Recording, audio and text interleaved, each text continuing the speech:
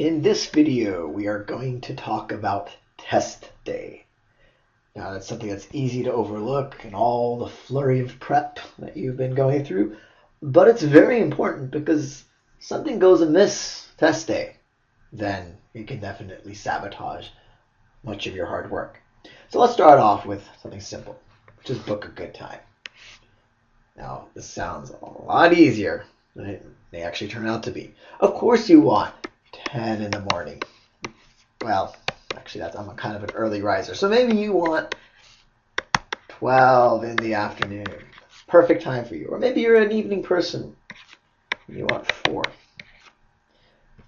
These tend to be pretty common slots, and so they're the ones that usually go first, meaning that people book them and they're no longer available. What you will most likely be stuck with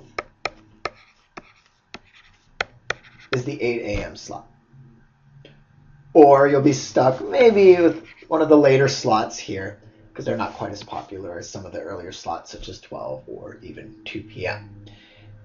So how to avoid this is to sign up well in advance. Sign up in advance.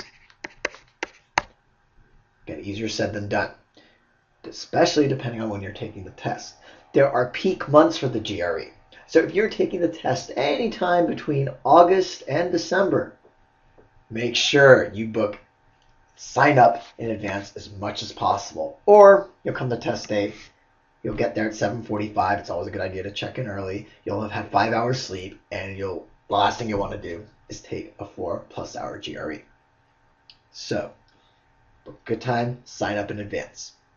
Next, this one's a little more subtle, but it's a big one because your nerves are going to be acting haywire test day.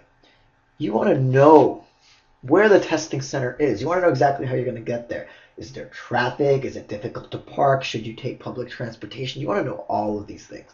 I get very stressed when I drive, especially in a downtown area where many of these testing centers are.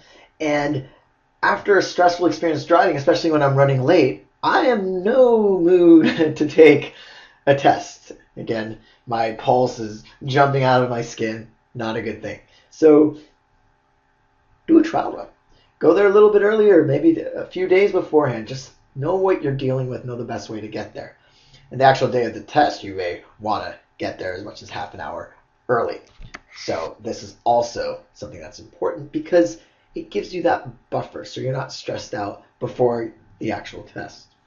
And sometimes the people at the testing center, they will actually allow you to get there 30 minutes early and even 45 minutes early, meaning that they'll allow you to actually take the test a little bit earlier. So you're not just sitting around for 45 minutes feverishly going through your GRE flashcards wondering what the word trepidation means, which actually means fear. So hopefully there'll be no trepidation. You'll be relaxed as much as it's possible to be, and you'll be able to take the test a little bit early.